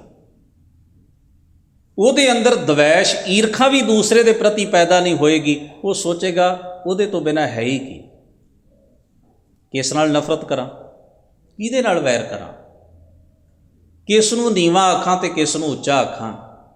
ਇਹ ਸਭ ਮੇਰੇ ਹੰਕਾਰ ਦੀਆਂ ਘਾੜਤਾਂ ਹਨ ਵੀ ਆਹ ਨੀਵਾਂ ਹੈ ਤੇ ਆਹ ਉੱਚਾ। ਇਹ ਜਮਾਤਾਂ ਅਸੀਂ ਪੈਦਾ ਕਰਦੇ ਹਾਂ, ਇਹ ਕਲਾਸਾਂ ਅਸੀਂ ਘੜਦੇ ਹਾਂ, ਊਚ ਨੀਚ ਦੀਆਂ, ਛੂਤ ਛਾਤ ਦੀਆਂ, ਭੇਦ ਭਾਵ ਦੀਆਂ, ਨਫ਼ਰਤ ਦੀਆਂ, ਵੈਰ ਦੀਆਂ। ਇਹ ਉਹਨਾਂ ਚਿਰ ਨੇ ਜਿੰਨਾ ਚਿਰ ਅਸੀਂ ਹੋਂ ਤੇ ਖੜ ਕੇ ਜੀਵਨ ਜਿਉਂਦੇ, ਜਿੰਨਾ ਚਿਰ ਮੈਂ ਵੱਖਰਾ ਹਾਂ, ਮੇਰੀ ਹੋਂ ਹੈ, ਹਉਮੈ ਦੇ ਵਿੱਚੋਂ ਹੀ ਨਫ਼ਰਤ ਹੋਏਗੀ, ਭੇਦ ਭਾਵ ਹੋਏਗਾ, ਸ਼ਰੀਕੇਬਾਜ਼ੀ ਹੋਏਗੀ। ਤੇ ਜਦੋਂ ਹੋਂ ਦਾ ਪਰਦਾ ਹੀ ਨਿਕਲ ਜਾਏ ਵਿੱਚੋਂ, ਉਦੋਂ ਤੇ ਸਮਝ ਪੈਂਦੀ ਹੈ ਵੀ ਨਹੀਂ, ਪਾਣੀ ਤੋਂ ਉੱਠਦੀ ਹੋਈ ਲਹਿਰ ਵਰਗਾ ਹੈ ਸਾਰਾ ਕੁਝ, ਪਾਣੀ ਤੋਂ ਉੱਠਦੀ ਹੋਈ ਤਰੰਗ ਹੈ। ਤੇ ਭਗਤ ਇਸੇ ਕਰਕੇ ਬਾਣੀ ਵਿੱਚ ਉਚਾਰਦੇ ਨੇ, ਕਹਿੰਦੇ ਤੋਹੀ ਮੋਹੀ ਮੋਹੀ ਤੋਹੀ ਅੰਤਰ ਕੈਸਾ ਕਨਕ ਕਟਕ ਜਲ ਤਰੰਗ ਜੈਸਾ। ਜਿਹੜੀ ਵਿਆਖਿਆ ਇੱਟ ਬਣਾਉਣ ਵਾਲੇ ਸੱਚੇ ਵਾਂਗ ਸਟਰਕਚਰ ਬਣਾ ਲੈਂਦੀ ਹੈ ਨਾ, ਜਿਹੜੀ ਵਿਆਖਿਆ, ਉਹਦੇ ਦਾਇਰੇ ਵਿੱਚ ਇਹ ਗੱਲਾਂ ਫਿੱਟ ਨਹੀਂ ਆਉਂਦੀਆਂ। ਕਾਜ਼ੀਆਂ ਨੇ ਇੱਟ ਘੜਨ ਵਾਂਗ ਨਾ, ਜਿਵੇਂ ਇੱਟ ਵਾਸਤੇ ਸੱਚਾ ਬਣਾਇਆ ਜਾਂਦਾ ਹੈ, ਇਵੇਂ ਇੱਕ ਉਹਨਾਂ ਨੇ ਆਪਣੀ ਵਿਆਖਿਆ ਘੜੀ ਹੈ ਕਾਦਰ ਬਾਰੇ, ਅੱਲਾਹ ਤਾਲਾ ਬਾਰੇ, ਉਹਦੀ ਸਿਰਜਣਾ ਬਾਰੇ। ਫਿਰ ਉਹਦੀ ਸਿਰਜਣਾ ਦੇ ਵਿੱਚ ਮੂਮਨ ਤੇ ਕਾਫਰ ਦਾ ਫਰਕ ਵੀ ਹੈ। ਤੇ ਮੈਂ ਕਈ ਵਾਰ ਹੈਰਾਨ ਹੁੰਦਾ, ਜਿਨ੍ਹਾਂ ਨੇ ਰੱਬ ਦਾ ਹੀ ਸ਼ਰੀਕ ਪੈਦਾ ਕਰ ਲਿਆ ਹੋਵੇ, ਉਹਨਾਂ ਨੂੰ ਆਪਣੇ ਸ਼ਰੀਕ ਪੈਦਾ ਕਰਨ 'ਚ ਕਿੱਡੀ ਕੁ ਵੱਡੀ ਮੁਸ਼ਕਲ ਹੋਣੀ ਸੀ। ਉਹਨਾਂ ਆਖਿਆ ਇਕੱਲਾ ਹੈ ਤੇ ਇੱਕ ਸ਼ੈਤਾਨ ਹੈ, ਦੋਵਾਂ ਦਾ ਸਦੀਆਂ ਤੋਂ ਵੈਰ ਚੱਲਦਾ ਹੈ। ਹੁਣ ਜੇ ਅੱਲਾ ਦਾ ਇੱਕ ਸ਼ਰੀਕ ਸ਼ੈਤਾਨ ਵੀ ਹੈ ਜਿਸ ਨਾਲ ਸਦੀਵ ਕਾਲ ਦੀ ਜੰਗ ਹੈ, ਤੇ ਫਿਰ ਮੋਮਨ ਦਾ ਸ਼ਰੀਕ ਕਾਫਰ ਹੋਵੇ ਤੇ ਕੋਈ ਬਹੁਤੀ ਵੱਡੀ ਗੱਲ ਨਹੀਂ ਸੀ। ਉਹ ਵਿਆਖਿਆ ਅੱਗੇ ਤੋਂ ਅੱਗੇ। ਹੁਣ ਉੱਥੇ ਜਿਸ ਵੇਲੇ ਮਨਸੂਰ ਵਰਗੇ ਕਹਿਣਗੇ, ਕੋਈ ਅਨਲ ਹੱਕ ਆਖੇਗਾ ਵੀ ਮੈਂ ਉਹਦਾ ਹੀ ਰੂਪ ਹਾਂ। ਇਹ ਗੱਲ ਭਾਰਤ ਵਿੱਚ ਬੜੀ ਪੁਰਾਣੀ ਪਰੰਪਰਾ ਦੇ ਵਿੱਚ ਰਹੀ ਹੈ ਕਿ ਮੈਂ ਤੇ ਉਹ ਵੱਖ ਨਹੀਂ ਹਾਂ, ਉਹਦੇ ਤੇ ਮੇਰੇ ਵਿੱਚ ਕੋਈ ਭੇਦ, ਕੋਈ ਅੰਤਰ ਨਹੀਂ ਹੈ। ਪਰ ਕਾਜ਼ੀ ਨੂੰ ਲੱਗਦਾ ਵੀ ਮੇਰੇ ਸਟਰਕਚਰ ਵਿੱਚ, ਮੇਰੇ ਸੱਚੇ 'ਚ ਗੱਲ ਫਿੱਟ ਨਹੀਂ ਬਹਿੰਦੀ। ਕੋਈ ਬੰਦਾ ਇਹ ਗੱਲ ਆਖੇ ਵੀ ਮੇਰੇ ਤੇ ਅੱਲਾ 'ਚ ਭੇਦ ਨਹੀਂ, ਫਰਕ ਨਹੀਂ, ਇਹ ਕੁਫਰ ਹੈ, ਇਹ ਗੁਨਾਹ ਹੈ, ਇਹ ਗੁਨਾਹੇ ਅਮਲ ਨਾ ਕਾਬਿਲੇ ਬਰਦਾਸ਼ਤ ਹੈ, ਇਹਨੂੰ ਪ੍ਰਵਾਨ ਨਹੀਂ ਕੀਤਾ ਜਾ ਸਕਦਾ। ਤੋ ਜਿਹੜਾ ਇਹ ਗੱਲ ਕਹਿ ਦੇ ਉਹਨੂੰ ਸੂਲੀ ਮਿਲੇਗੀ। ਹੁਣ ਉਹ ਇਜਾਰੇਦਾਰੀ ਹੈ। ਇਸ ਗੱਲ ਨੂੰ ਸਮਝਣਾ ਵੀ ਜਿਸ ਵੇਲੇ ਉਹਨਾਂ ਮਹਾਂਪੁਰਖਾਂ ਨੇ ਗੱਲ ਕਹੀ, ਉਹਨਾਂ ਨੇ ਆਪਣੇ ਇੱਕ ਰੰਗ ਵਿੱਚ ਕਹੀ ਵੀ ਵੇਖੋ ਮੇਰੇ 'ਚ ਤੇ ਉਸ ਅੱਲਾ 'ਚ ਕੋਈ ਫਰਕ ਹੀ ਨਹੀਂ ਰਿਹਾ। ਮੈਂ ਇਹ ਜਾਣ ਗਿਆ ਹਾਂ ਵੀ ਮੈਂ ਉਹਦਾ ਇੱਕ ਹਿੱਸਾ ਹਾਂ, ਉਹਦਾ ਇੱਕ ਅੰਗ ਹਾਂ। ਕਹੋ ਕਬੀਰ ਹਮ ਰਾਮ ਕੀ ਅੰਸ਼, ਅਸੀਂ ਉਹਦਾ ਅੰਗ। ਭਗਤ ਰਵਿਦਾਸ ਜੀ ਕੀ ਕਹਿੰਦੇ ਨੇ, ਕਹਿਣ ਲੱਗੇ ਕਨਕ ਕਟਕ ਜਲ ਤਰੰਗ, ਪਾਣੀ ਤੇ ਉਪਜਦੀ ਹੋਈ ਤਰੰਗ ਲਹਿਰ ਵਰਗਾ। ਤੇ ਉਹ ਪਾਣੀ 'ਚੋਂ ਹੀ ਉਪਜਦੀ ਹੈ, ਪਾਣੀ ਵਿੱਚ ਹੀ ਸਮਾ ਜਾਂਦੀ। ਇਸੇ ਤਰ੍ਹਾਂ ਇਹ ਰੂਪ ਰੰਗ ਆਕਾਰ ਨੇ ਜਿਹੜੇ ਕੁਦਰਤ ਵਿੱਚੋਂ, ਉਸ ਕਾਦਰ ਦੇ ਵਿੱਚੋਂ ਉਪਜਦੇ ਨੇ ਤੇ ਫਿਰ ਇਸੇ ਸਮੁੰਦਰ ਵਿੱਚ ਹੀ ਵਿਲੀਨ ਹੋ ਜਾਂਦੇ। ਇਹ ਲਗਾਤਾਰ ਉਪਜਣਾ ਤੇ ਵਿਨਸਣ ਦੀ ਪ੍ਰਕਿਰਿਆ ਜਿਹੜੀ ਹੈ, ਲਗਾਤਾਰ ਇਹ ਪ੍ਰੋਸੈਸ ਜਿਹੜਾ ਹੈ ਅਰੁੱਖ ਹੈ, ਨਾ ਰੁਕਣ ਵਾਲਾ ਹੈ, ਨਿਰੰਤਰ ਜਾਰੀ ਹੈ, ਕੰਟੀਨਿਊ। ਸਾਡੇ ਲਈ ਜੰਮਣ ਦੇ ਅਰਥ ਨੇ, ਸਾਡੇ ਲਈ ਮਰਨ ਦੇ ਅਰਥ ਨੇ। ਕੁਦਰਤ ਲਈ ਕੋਈ ਨਾ ਜੰਮਣ ਦੇ ਅਰਥ ਨੇ, ਨਾ ਮਰਨ ਦੇ ਅਰਥ ਨੇ। ਇੱਕ ਰੈਗੂਲਰ ਪ੍ਰੋਸੈਸ ਵਿੱਚ ਹੈ ਸਾਰਾ ਕੁਝ। ਸਾਹਿਬ ਸਤਿਗੁਰੂ ਮਹਾਰਾਜ ਕਹਿੰਦੇ ਨੇ ਉਹਨਾਂ ਦੇ ਅੰਦਰ ਫਿਰ ਹੰਕਾਰ ਦੀ ਪੀੜਾ ਨਹੀਂ ਉੱਠਦੀ। ਉਹ ਆਪਣੇ ਵਜੂਦ ਨੂੰ ਉਸ ਮਾਲਕ ਵਾਹਿਗੁਰੂ ਤੋਂ ਵੱਖਰਾ ਨਹੀਂ ਮੰਨਦੇ, ਜਿਨ੍ਹਾਂ ਨੂੰ ਉਹਦੇ ਹੋਣ ਦਾ ਤੇ ਵਿਆਪਕ ਹੋਣ ਦਾ ਅਹਿਸਾਸ ਹੋ ਜਾਂਦਾ। ਤੇ ਸਾਹਿਬ ਅਗਲੀ ਪੰਕਤੀ ਵਿੱਚ ਆਖਦੇ ਨੇ, ਜੋ ਜੋ ਚਿਤਵੈ ਦਾਸ ਹਰ ਮਾਈ, ਸੋ ਸੋ ਕਰਤਾ ਆਪ ਕਰਾਈ। ਹੁਣ ਇਹ ਪੰਕਤੀ ਬੜੀ ਧਿਆਨ ਦੇਣ ਵਾਲੀ ਹੈ। ਇੱਥੇ ਦੋ ਗੱਲਾਂ ਵਿੱਚ ਟਕਰਾਓ ਹੋ ਜਾਏਗਾ ਜੇ ਅਸੀਂ ਇਸ ਪੰਕਤੀ ਦੇ ਅਰਥ ਭਾਵ ਨੂੰ ਨਾ ਸਮਝਿਆ। ਪਹਿਲੀ ਗੱਲ ਕੀ ਹੋਏਗੀ ਵੀ ਪਰਮੇਸ਼ਰ ਦਾ ਪਿਆਰਾ ਕੌਣ ਬਣ ਸਕਦਾ ਹੈ? ਜਿਹੜਾ ਉਹਦੇ ਹੁਕਮ ਵਿੱਚ ਰਾਜ਼ੀ ਰਹਿੰਦਾ ਹੈ। ਇਹ ਮੁੱਢਲੀ ਗੱਲ ਹੈ ਨਾ। ਜਪਜੀ ਸਾਹਿਬ ਦੀ ਬਾਣੀ ਦਾ ਆਪਾਂ ਪਾਠ ਕਰਦੇ ਹਾਂ ਤਾਂ ਉਹਦੇ ਵਿੱਚ ਸਤਿਗੁਰੂ ਨੇ ਜ਼ਿਕਰ ਕੀਤਾ ਹੈ ਨਾ, ਨਾਨਕ ਹੁਕਮੈ ਜੇ ਬੁੱਝੈ। ਫਿਰ ਧਿਆਨ ਦਿਓ ਜੀ, ਨਾਨਕ ਹੁਕਮੈ ਜੇ ਬੁੱਝੈ ਤਾਂ ਹਉਮੈ ਕਹੈ ਨਾ ਕੋਈ। ਹੁਕਮ ਨੂੰ ਬੁੱਝਣਾ ਭਾਵ ਹੈ ਵੀ ਉਹਦੇ ਭਾਣੇ, ਉਹਦੀ ਰਜ਼ਾ ਦੇ ਵਿੱਚ ਰਾਜ਼ੀ ਰਹਿਣਾ, ਉਹਦੇ ਭਾਣੇ ਨੂੰ ਮੰਨਣਾ, ਉਹਦੀ ਆਗਿਆ ਦੇ ਵਿੱਚ ਰਾਜ਼ੀ ਰਹਿਣਾ। ਸਤਿਗੁਰੂ ਨੇ ਆਖਿਆ ਜਿਹੜਾ ਉਹਦੀ ਆਗਿਆ, ਉਹਦੇ ਭਾਣੇ, ਉਹਦੇ ਹੁਕਮ ਦੇ ਵਿੱਚ ਰਾਜ਼ੀ ਹੋ ਜਾਏ ਉਹਦਾ ਪਿਆਰਾ ਹੈ। ਤੇ ਜਿਹੜਾ ਉਹਦੇ ਹੁਕਮ ਨੂੰ ਨਾ ਮੰਨੇ, ਜਿਹੜਾ ਆਪਣੀ ਚਲਾਏ ਵੀ ਨਹੀਂ, ਐਵੇਂ ਹੋਣਾ ਚਾਹੀਦਾ, ਉਹਦਾ ਪਿਆਰਾ ਨਹੀਂ ਅਖਵਾ ਸਕਦਾ। ਹੁਕਮ ਮੰਨਣ ਵਾਲਾ ਹੀ ਉਸ ਹੁਕਮੀ ਦੇ ਵਿੱਚ ਵਲੀਨ ਹੋ ਸਕਦਾ। ਇਸ ਪੰਕਤੀ ਦਾ ਬਹੁਤ ਸਾਰੇ ਲੋਕਾਂ ਨੇ ਆਪਣੇ ਆਪਣੇ ਹਿਸਾਬ ਨਾਲ ਅਰਥ ਕਰਨਾ ਹੈ ਵੀ ਜੋ ਜੋ ਵੀ ਰੱਬ ਦਾ ਪਿਆਰਾ ਕਹਿੰਦਾ ਰੱਬ ਨੂੰ ਉਹ ਕਰਨਾ ਪੈਂਦਾ। ਇੱਥੇ ਐਸਾ ਭਾਵ ਨਹੀਂ ਵੀ ਰੱਬ ਦਾ ਪਿਆਰਾ ਕਿਸੇ ਹਉਮੈ ਤੇ ਹੰਕਾਰ ਵਿੱਚ ਆ ਕੇ ਗੱਲ ਕਰਦਾ ਹੈ ਤੇ ਉਹ ਰੱਬ ਨੂੰ ਮਜਬੂਰ ਕਰਦਾ ਵੀ ਤੈਨੂੰ ਕਰਨਾ ਪੈਣਾ ਕਿਉਂਕਿ ਮੈਂ ਹੀ ਤਾਂ ਤੇਰੀ ਭਗਤੀ ਕਰਦਾ, ਮੈਂ ਅਹਿਸਾਨ ਕੀਤਾ ਤੇਰੇ ਉੱਤੇ। ਐਸੀ ਗੱਲ ਨਹੀਂ। ਇਹ ਐਸੀਆਂ ਪੰਕਤੀਆਂ ਦੇ ਅਸੀਂ ਆਪਣੇ ਮੁਤਾਬਕ ਅਰਥ ਮੋੜ ਮੋੜ ਕੇ, ਬਹੁਤ ਲੋਕਾਂ ਨੇ ਆਪਣੇ ਆਪ ਨੂੰ ਰੱਬ ਦੇ ਏਜੰਟ ਬਣਾ ਲਿਆ ਇਸ ਧਰਤੀ ਦੇ ਉੱਤੇ। ਉਹ ਕਹਿੰਦੇ ਨੇ ਸਾਡੇ ਵੱਡੇ ਵਡੇਰੇ ਜੋ ਕਹਿੰਦੇ ਸਨ ਹੋ ਜਾਂਦਾ ਸੀ ਕਿਉਂਕਿ ਰੱਬ ਉਹਨਾਂ ਦਾ ਗੁਲਾਮ ਸੀ। ਤੇ ਬਾਣੀ ਦੀ ਇਹ ਪੰਕਤੀ ਵੀ ਨਾਲ ਪੜ੍ਹ ਦੇਣਗੇ, ਜੋ ਜੋ ਚਿਤਵੈ ਦਾਸ ਹਰ ਮਾਈ, ਸੋ ਸੋ ਕਰਤਾ ਆਪ ਕਰਾਈ। ਰੱਬ ਨਾ ਹੋ ਗਿਆ, ਮੋਮ ਦਾ ਨੱਕ ਹੋ ਗਿਆ ਵੀ ਤੁਸੀਂ ਜਿੱਧਰ ਮਰਜ਼ੀ ਮਰੋੜਦੇ ਰਹੋ। ਉਹਦੇ ਕਾਇਦੇ ਤੇ ਕਾਨੂੰਨ ਹਰ ਕੋਈ ਆਪਣੇ ਹਿਸਾਬ ਨਾਲ ਤੋੜਦਾ। ਕੀ ਇਬਾਦਤ ਬੰਦਗੀ ਦਾ ਰਾਹ ਫਨਾ ਤਬਾਹ ਹੋਣ ਦਾ ਰਾਹ ਹੈ, ਵਲੀਨ ਹੋਣ ਦਾ ਰਾਹ ਹੈ, ਜਾਂ ਹਉਮੈ ਨੂੰ ਹਉਮੈ ਵਾਲਾ ਜੀਵਨ ਸਿਰਜ ਲੈਣ ਦਾ ਰਾਹ ਹੈ। ਐਸਾ ਨਹੀਂ ਹੋ ਸਕਦਾ। ਫਿਰ ਉਹ ਹੁਕਮ ਵਾਲਾ ਕਨਸੈਪਟ ਜਿਹੜਾ ਉਹ ਢਿੱਲਾ ਪੈ ਜਾਏਗਾ, ਫਿੱਕਾ ਪੈ ਜਾਏਗਾ। ਦੋਵੇਂ ਗੱਲਾਂ ਬਰਾਬਰ ਨਹੀਂ ਚੱਲਣਗੀਆਂ। ਚੇਤੇ ਵਿੱਚ ਰੱਖਿਓ, ਜਿਹੜਾ ਪਰਮੇਸ਼ਰ ਦਾ ਰਾਹ ਹੈ ਨਾ ਵਨ ਵੇ ਹੈ, ਉੱਥੇ ਯੂ ਟਰਨ ਨਹੀਂ, ਨਾ ਹੀ ਡਬਲ ਰਸਤਾ ਹੈ ਵੀ ਇੱਧਰੋਂ ਵੀ ਜਾ ਸਕਦੇ ਹੋ ਤੇ ਇੱਧਰੋਂ ਵੀ ਜਾ। ਉਹ ਹੁਕਮ ਦਾ ਮਾਰਗ ਹੈ। ਸਤਿਗੁਰੂ ਗੁਰੂ ਅਰਜਨ ਸਾਹਿਬ ਦਾ ਸ਼ਬਦ ਪੜ੍ਹੀਏ ਰਾਮਕਲੀ ਰਾਗ ਦਾ। ਉਹ ਕਹਿੰਦੇ ਨੇ ਕੋਈ ਰਾਮ ਕਹਿੰਦਾ ਹੈ, ਕੋਈ ਅੱਲਾ ਕਹਿੰਦਾ ਹੈ, ਕੋਈ ਖੁਦਾ ਕਹਿੰਦਾ ਹੈ, ਕੋਈ ਚਿੱਟੇ ਵਸਤਰ ਪਾਉਂਦਾ ਹੈ ਕਿ ਨੀਲੇ ਪਾਉਂਦਾ ਹੈ, ਕੋਈ ਚੜ੍ਹਦੇ ਵੱਲ ਨੂੰ ਨਮਸਕਾਰ ਕਰਦਾ ਹੈ, ਕੋਈ ਲਹਿੰਦੇ ਵੱਲ ਨੂੰ ਨਮਸਕਾਰ ਕਰਦਾ ਹੈ, ਕੋਈ ਰਮਜ਼ਾਨ ਦੇ ਰੋਜ਼ੇ ਰੱਖਦਾ ਤੇ ਕੋਈ ਵਰਤ ਰੱਖਦਾ ਹੈ। ਸਾਰਾ ਸ਼ਬਦ ਹੈ। ਕੋਈ ਬੋਲੇ ਰਾਮ ਰਾਮ, ਕੋਈ ਖੁਦਾਏ, ਕੋਈ ਸਿਵੈ ਗੁਸਈਆਂ, ਕੋਈ ਅੱਲਾਹ, ਕਾਰਨ ਕਰਨ ਕਰੀਮ ਕਿਰਪਾ ਧਾਰ। ਤੇ ਅਖੀਰ ਦੇ ਉੱਤੇ ਇੱਕ ਬਚਨ ਹੈ, ਕਹੋ ਨਾਨਕ ਜਿਨ ਹੁਕਮ ਪਛਾਤਾ, ਪ੍ਰਭ ਸਾਹਿਬ ਕਾ ਤਿੰਨ ਭੇਦ ਜਾਤਾ। ਧੰਨ ਗੁਰੂ ਨਾਨਕ ਸਾਹਿਬ ਸੱਚੇ ਪਾਤਸ਼ਾਹ, ਮੈਂ ਇੱਕ ਵੱਡੀ ਉਦਾਹਰਨ ਦੇਣਾ, ਇਸ ਸ਼ਬਦ ਦੇ ਉਚਾਰਨ ਕਰਤਾ ਧੰਨ ਗੁਰੂ ਅਰਜਨ ਸਾਹਿਬ ਮਹਾਰਾਜ ਨੇ। ਹੁਣ ਤੁਸੀਂ ਦੱਸੋ, ਉਹਨਾਂ ਵਰਗੀ ਇਬਾਦਤ ਸਾਡੇ ਤਥਾ ਕਥਿਤ ਬਜ਼ੁਰਗਾਂ ਦੀ ਹੈ? ਗੁਰੂ ਅਰਜਨ ਸਾਹਿਬ ਮਹਾਰਾਜ ਨੇ ਤਾਂ ਇਹ ਨਹੀਂ ਆਖਿਆ ਵੀ ਮਾਲਕ ਸਾਰੀ ਉਮਰ ਤੇਰੀ ਯਾਦ, ਤੇਰੀ ਬੰਦਗੀ, ਤੇਰੇ ਰਾਹ ਧਰਮ ਦੀ ਕਮਾਈ ਕਰਦਿਆਂ ਗੁਜ਼ਾਰੀ ਹੈ ਤੇ ਮੈਨੂੰ ਤਤੀਆਂ ਤਵੀਆਂ ਮਿਲਣਗੀਆਂ। ਮੇਰੇ ਸੀਸ ਵਿੱਚ ਗਰਮ ਰੇਤਾ ਪੈ ਗਈ, ਇੱਥੇ ਤਾਂ ਛਤਰ ਝੁੱਲਣੇ ਚਾਹੀਦੇ ਸਨ। ਅੱਜ ਸਾਡਾ ਸਭ ਤੋਂ ਵੱਡਾ ਸਵਾਲ ਕੀ ਹੁੰਦਾ ਹੈ? ਕਿਉਂ ਕਰੀਏ ਪਾਠ, ਕਿਉਂ ਟੇਕੀਏ ਮੱਥਾ, ਕਿਉਂ ਕਰੀਏ ਸਤਸੰਗ, ਕਿਉਂ ਕਰੀਏ ਸੇਵਾ? ਪਾਪੀਆਂ ਨੂੰ ਰਾਜ ਮਿਲਦੇ ਨੇ ਤੇ ਸਾਨੂੰ ਕੀ ਮਿਲਣਾ? ਪਰ ਅਸੀਂ ਇਹ ਭੁੱਲ ਜਾਂਦੇ ਹਾਂ ਵੀ ਅਸੀਂ ਸਿੱਖ ਕਿਹਦੇ ਹਾਂ। ਇਹ ਪ੍ਰਸ਼ਨ ਕਰਨ ਤੋਂ ਪਹਿਲਾਂ ਅਸੀਂ ਗੁਰੂ ਅਰਜਨ ਸਾਹਿਬ ਮਹਾਰਾਜ ਦੇ ਜੀਵਨ ਵੱਲ ਕਿਉਂ ਨਹੀਂ ਵੇਖਿਆ ਵੀ ਧੰਨ ਗੁਰੂ ਅਰਜਨ ਸਾਹਿਬ ਮਹਾਰਾਜ ਦੇ ਸੀਸ ਉੱਤੇ ਸਾਡੇ ਸਟੈਂਡਰਡ ਦੇ ਮੁਤਾਬਕ ਕੀ ਹੋਣਾ ਚਾਹੀਦਾ? ਛਤਰ ਝੁੱਲਣੇ ਚਾਹੀਦੇ ਸਨ। ਪਰ ਗੁਰੂ ਅਰਜਨ ਸਾਹਿਬ ਦੇ ਸੀਸ ਵਿੱਚ ਗਰਮ ਰੇਤ ਪੈ ਰਹੀ ਹੈ। ਅਸੀਂ ਸੋਚਾਂਗੇ ਵੀ ਇਹ ਤਾਂ ਗਲਤ ਹੋਇਆ। ਕਿਉਂ ਜੀ? ਸਾਡਾ ਜੇ ਫੈਸਲਾ ਹੋਵੇ, ਸਾਡੀ ਵੋਟ ਲਈ ਜਾਵੇ, ਸਾਨੂੰ ਪੁੱਛਿਆ ਜਾਏ ਵੀ ਤੁਹਾਡੇ ਹਿਸਾਬ ਨਾਲ ਕੀ ਹੈ, ਅਸੀਂ ਕਹਾਂਗੇ ਬੜਾ ਗਲਤ ਹੋਇਆ। ਪਰਮੇਸ਼ਰ ਨੇ ਇਨਸਾਫ ਨਹੀਂ ਕੀਤਾ। ਰੱਬ ਨੇ ਇੱਥੇ ਆਪਣੇ ਕਰਮ ਵਿੱਚ ਬੜੀ ਵੱਡੀ ਕਾਣ ਪੈਦਾ ਕਰ ਲਈ ਹੈ। ਗੁਨਾਹ ਕਰਨ ਵਾਲਿਆਂ ਦੇ ਸਿਰ ਤੇ ਛਤਰ ਝੁੱਲਦੇ ਰਹੇ ਤੇ ਗੁਰੂ ਅਰਜਨ ਸਾਹਿਬ ਮਹਾਰਾਜ ਦੇ ਸੀਸ ਵਿੱਚ ਗਰਮ ਰੇਤਾ ਹੀ ਪੈਣਾ ਸੀ। ਉਹਨਾਂ ਨੂੰ ਤਾਂ ਬੈਠਣ ਲਈ ਸਿੰਘਾਸਨ ਚਾਹੀਦੇ ਸਨ, ਉਹ ਤਤੀ ਤਵੀ ਤੇ ਬੈਠ ਰਹੇ।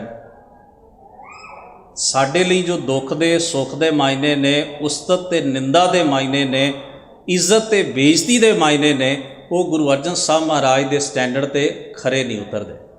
ਚੇਤੇ ਰੱਖਿਓ, ਗੁਰੂ ਅਰਜਨ ਸਾਹਿਬ ਦੀ ਕਸਵੱਟੀ ਵੱਖਰੀ ਹੈ। ਉਹ ਕਹਿੰਦੇ ਤੁਹਾਨੂੰ ਕੀ ਲੱਗਦਾ ਸਿੰਘਾਸਨ ਤੇ ਬਹਿ ਕੇ ਸਿਰ ਤੇ ਛਤਰ ਝੁਲਾ ਲੈਣ ਨਾਲ ਕੋਈ ਸੁਖੀ ਹੁੰਦਾ ਹੈ?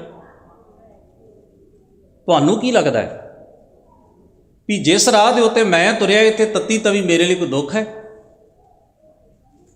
ਤੁਹਾਨੂੰ ਕੀ ਲੱਗਦਾ ਵੀ ਸਿਰ ਦੇ ਉੱਤੇ ਛਤਰ ਝੁੱਲ ਜਾਏ ਤੇ ਸਭ ਤੋਂ ਵੱਡੀ ਦੁਨੀਆ ਦੀ ਕਾਰਗੁਜ਼ਾਰੀ ਤੇ ਖੁਸ਼ੀ ਹੈ? ਨਹੀਂ। ਤੁਸੀਂ ਜੇ ਪੈਮਾਨਾ ਇਹ ਰੱਖੋਗੇ ਤੇ ਬਹੁਤ ਦੁਖੀ ਹੋਵੋਗੇ, ਜੀਵਨ ਵਿੱਚ ਤਕਲੀਫ ਵਿੱਚ ਰਹੋਗੇ। ਜੋ ਮੈਂ ਹਾਸਲ ਕੀਤਾ, ਹਜ਼ੂਰ ਨੇ ਆਖਿਆ ਮੈਂ ਤੱਤੀ ਤਵੀ ਦਾ ਦਰਦ ਮੈਨੂੰ ਹੁੰਦਾ ਹੈ, ਪਰ ਉਹ ਤੱਤੀ ਤਵੀ ਦੇ ਦਰਦ ਨੂੰ ਸਹਾਰਨ ਦੀ ਜਿਹੜੀ ਮੇਰੇ ਕੋਲ ਸੱਤਾ ਹੈ ਨਾ, ਉਹ ਬਾਦਸ਼ਾਹ ਦੇ ਕੋਲ ਨਹੀਂ। ਇਹ ਬਾਦਸ਼ਾਹ ਜਿਸ ਦਿਨ ਤਖਤ ਉਤਰੇਗਾ ਇਹਦਾ ਰੋਣਾ ਵੀ ਸੁਣੇ, ਇਹਦੀ ਤਕਲੀਫ ਵੀ ਵੇਖੇ। ਜਿਹਦੇ ਸਿਰ ਉੱਤੇ ਛਤਰ ਝੁੱਲ ਰਿਹਾ, ਜਿਸ ਦਿਨ ਨਾ ਰਿਹਾ ਇਹ ਛਤਰ, ਉਸ ਦਿਨ ਇਸ ਬੰਦੇ ਦੀ ਪੀੜ ਨੂੰ ਮਹਿਸੂਸ ਕਰਿਓ। ਇਹ ਕੁੱਲ ਜਹਾਨ ਨੂੰ ਰੋ ਰੋ ਕੇ ਦੱਸੇਗਾ ਵੀ ਮੈਂ ਕੰਗਾਲ ਹੋ ਗਿਆ, ਮੈਂ ਵੀ ਸੁੱਖ ਮਾਣਿਆ, ਮੈਂ ਵੀ ਸਹੂਲਤ ਮਾਣੀ ਹੈ, ਪਰ ਅੱਜ ਤੱਤੀ ਤਵੀ ਦੇ ਉੱਤੇ ਆ ਤੇ ਮੈਂ ਉਵੇਂ ਹੀ ਹਾਂ, ਠੰਡਾ ਠਾਰ ਅੰਦਰੋਂ ਸਹਿਜ ਵਿੱਚ। ਮੈਂ ਉਵੇਂ ਹੀ ਮੰਨਿਆ ਵੀ ਜੇ ਹੈ ਮੇਰੇ ਮਾਲਕ ਵਾਹਿਗੁਰੂ ਤੇਰੇ ਰਾਹ ਦੇ ਉੱਤੇ ਤੁਰਦਿਆਂ ਹੋਇਆਂ ਮੈਨੂੰ ਚੰਗੀ ਜਗ੍ਹਾ 'ਤੇ ਬੈਠਣ ਦਾ ਸਬੱਬ ਮਿਲਿਆ ਤੇ ਤੱਤੀ ਤਵੀ 'ਤੇ ਵੀ ਮੈਂ ਬੈਠ ਰਿਹਾ, ਤੇ ਮੇਰੇ ਲਈ ਦੋਵੇਂ ਚੀਜ਼ਾਂ ਸਮਾਨ ਨੇ। ਧਰਮੀ ਮਨੁੱਖ ਦਾ ਜੀਵਨ ਪਤਾ ਕੀ ਹੈ? ਉਹ ਰੇਸ਼ਮੀ ਵਸਤਰ ਸੋਹਣੇ ਗਦੇਲਿਆਂ 'ਤੇ ਬੈਠਾ ਹੋਇਆ ਵੀ ਤਵੀ ਨੂੰ ਮਹਿਸੂਸ ਕਰਦਾ ਹੈ, ਤੇ ਤੱਤੀ ਤਵੀ 'ਤੇ ਬੈਠ ਕੇ ਵੀ ਉਹ ਇਵੇਂ ਰਿਐਕਟ ਕਰਦਾ ਵੀ ਉਹ ਮਖਮਲੀ ਸੇਜ ਉੱਤੇ ਵਿਰਾਜਮਾਨ ਹੈ। ਉਹਦਾ ਜੀਵਨ ਦੇ ਦੁੱਖ ਸੁੱਖ ਨੂੰ ਵੇਖਣ ਦਾ ਪੈਮਾਨਾ ਹੀ ਵੱਖਰੇ ਢੰਗ ਦਾ। ਹੁਣ ਸਾਹਿਬ ਸਤਿਗੁਰੂ ਧੰਨ ਗੁਰੂ ਅਰਜਨ ਸਾਹਿਬ ਨਹੀਂ ਸਨ ਕਹਿ ਸਕਦੇ ਵੀ ਰੱਬ ਜੀ ਤੁਸੀਂ ਐਵੇਂ ਨਹੀਂ ਐਵੇਂ ਕਰਦੇ। ਇਹ ਸਭ ਕਤੇਬੀ ਮਤ ਦੀਆਂ ਗੱਲਾਂ ਹਨ, ਜਿੱਥੇ अंगियार फुੱਲ बन जाते हैं। ਉਹਨੂੰ ਕਿਹਾ ਜਾਂਦਾ ਮੁਅੱਜਜ਼ਾ ਦਿਖਾਉਣਾ। इस्लामी विचारधारा, कतेबी विचारधारा कहती है वो पैगंबर ही नहीं जिहड़ा मुअज्जज़ा ना कर सके। काजी क्यों कहते सन महाराज करामात विखाओ? दे पिछे एक रीज़न है, एक कारण है, उन्हां दी धार्मिक रवायत विच है चीज़। मेरे हजूर आखदे विखावांगे, पर यह तवियां ठंडियां होने वाला मुअज्जज़ा नहीं होएगा, ये तवियां ते सिदक नाल बह जाण वाला मुअज्जज़ा होएगा। तुहानूं दिखाया जाएगा मुअज्जज़ा, पर वो करामात जिहड़ी है ना वो किसी तलवार नूं मोम दी बना देण वाला नहीं होएगा, वो सिदक नाल सिर कटा लैण वाला होएगा। बस इन्ना फर्क है गुरमत दे अकीदे विच ते उन्हां दीयां प्रचलित धारनावां दे विच। तो साहब सतगुरु दे इस पंक्ति का भाव कि जो जो चितवै दास हर माई सो सो करता आप कराई। कि दास सेवक अपने मालिक दे, हुण जी एक नौकर है, उदाहरण देना, नौकर नूं मालिक दे कोल सेवा कर करके उहदी आदत का भेद पै जाए। उहनूं पता हुंदा भी इहने उठदिआं सवेरे चाह पीनी है कि पहलां पानी पीना है, ये मिठा घट खांदा है कि वध खांदा है, ये दाल सब्जी च नमक किन्ना क खांदा है, इहदे उठण दा की समा है ते सौण दा की समा है, उहनूं सारा उहदा भेद पै जाए। तो उवें ही करता है जिवें उहदे मालिक का सुभाव हो। उदों उल्ट कर ही नहीं सकता। जो मिठा घट खांदा है तो वह गाढ़ा मिठा करके उन्होंने चाह क्यों पियाएगा? जिसने अपने मालिक की सेवा करनी उन्होंने मालिक के सुभाव का भेत भी हुंदा है तो वह अपने मालिक के अनुकूल ही कर्म करता है। इसलिए महाराज ने कहा चाकर लगा चाकरी जे चलै खसमै पाए, हुरमत तिसन अगलियो वजों भी। नौकर अपने हिसाब नाल मालिक नूं चेंज नहीं करता, मालिक दे हिसाब नाल अपने आप नूं चेंज करता। ते सेवक वो ही कथन करता है जो उहदे सुभाव विच हुंदा, जो दी रज़ा विच हुंदा। तो इन्हां पंक्तियां दा भाव है जो जो चितवै दास हर माई सो सो करता आप कराई। सो सो जो जो भी उस मालिक वाहिगुरू दा हुक्म हुंदा है उही उही दास चितवदा है ते वापरदा भी उही हो जाए। सतगुरे आखै सच्चा करे, सा बात होवै दरहाली। जो सच्चा करता है सतगुरु आखदा भी उहो ही है। तो साहब सतगुरु अखीरलियां पंक्तियां विच कहिंदे ने निंदक की प्रभ पत गवाई। ऐसे सतपुरुष दी ते सर्व व्यापक परमेश्वर दी होंद तो मुनकर होने वाले दी उस निंदक दी प्रभु आप ही सिलसिला चलाउंदा, उहदी पत विहीन कर देंदा है। उस बेपत हुंदा, वो बेपति की है? जे नुकता साडी समझ में आ जाए तो बड़ा सहीला बड़ा सौखा हो जाता है। निंदक की प्रभ पत गवाई। निंदक बेपत किहड़ी दुनिया च हुंदा है? धर्म की दुनिया च, उत्थे वो बेपत है। बाहर भावें रेशमी भी हंडाउंदा रहे पर वो तारीखी तौर उत्ते बेपत ऐलानिया जाता है। सतगुरु सच्चे पातशाह कहते ने निंदक ने अपने हंकार ते ईरखा के जोर नाल कथन करना हुंदा, पर जदों उहदे कहण तो उल्ट वापर जाता है तो वह बेपत झूठा ते शर्मिंदा हो जाता है। वैसे ही महाराज ने निंदक का कर्म बाणी दे विच दस्सिया है, निंदक ऐसे ही झर परी है। ये निशानी सुनो तुम भाई जो कालर भीत। कलर की कंध जिहड़ी ना थल्लियों खोखली हुंदी, आपां वेखियां ने पिंडां च कच्चियां कंधां, उत्तों तो पूरा स्ट्रक्चर उवें ही खड़ा रहिंदा है, थल्लियों हौली हौली मिट्टी लै लै के वो खोखला हो जाता है, तिक्के दामी फिर धड़म करके डिग पैंदी है। निंदक अपने हंकार विच परफेक्ट ही हुंदा है, पर अपनी निंदा दे औगण करके अपनी आत्मा नूं खोरा ला लैंदा है ते विषय विकारां दी खड्ड विच डिग पैंदा है। तो साहब सतगुरु जी फरमाउंदे ने नानक हर गुण निरभउ गाई।